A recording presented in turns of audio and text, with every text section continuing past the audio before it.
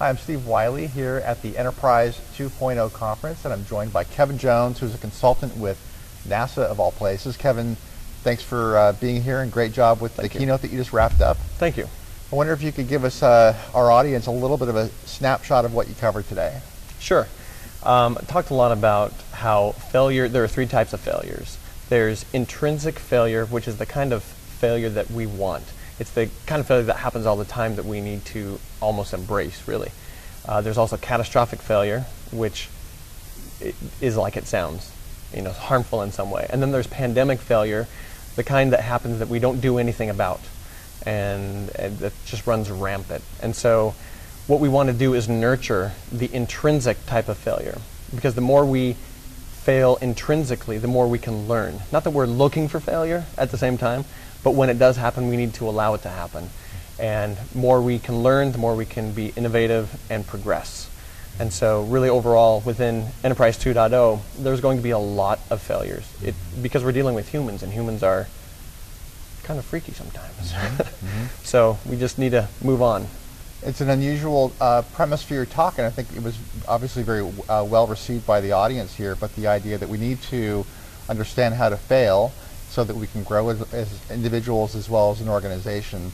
Wondering if you could talk a little bit about, given your acceptance to failure and how to kind of nurture that, what have some of your successes been in exploring enterprise social software within NASA? Well, one of the things when I talk about successes, I like to give more concrete examples than kind of an overall thing, because we've launched some things at NASA and other companies as well. But within NASA, one particular thing that we did that went really well is with the onboarding group. They did a Kaizen, for those of everyone who knows what Kaizen is, and to make the process streamlined as could be. And it was still pretty bad. And so we really went in and acted as business consultants and said, how can we help you? And what we were able to do is take this process that was very manual, the communication was very, very closed, and no accountability, and turn it around and use social technologies to make it very open, make the accountability go off the charts. Everyone knew exactly where they were in the process, and make the communication wide open.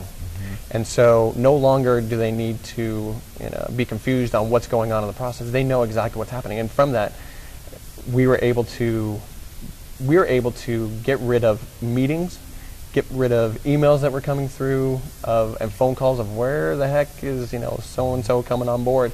And also, they used to have one half of a person managing that whole process. We don't have to have that half a person anymore. It's a self-managed process. Right. So reduction in certainly half a head count, but also just a lot of the process that individuals were going through to deal with some of these legacy sort of ways of doing business at NASA, right? Okay. Right. I wonder if you could talk a little bit about just some of your key, you're obviously working across multiple groups within NASA and other organizations, helping them understand how to best leverage some of the software and methodologies that are available today.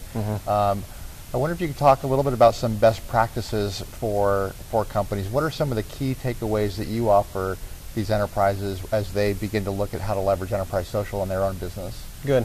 One of the things that I talk to companies about a lot, especially at the beginning, is, and really ask them and drill down, are you willing to change the way you work?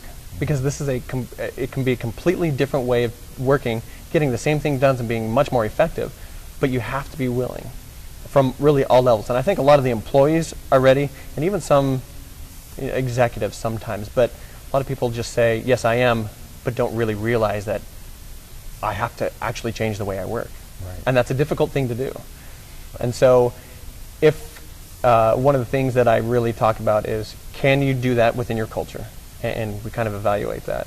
And then once we start doing that, helping them set the expectation that this may very well be a very slow thing. And don't expect gold to be raining down from the skies anytime soon. It's okay, let's take this a step at a time, and we'll fail. We'll try something and it may not work. Just because it worked at one company or one organization doesn't mean it'll work here. So we're going to try this, and if it doesn't work, then we're going to get rid of it. If it does, we're going to really kind of blow it up and let's do it more. And so we try these things on and off, and we just keep going.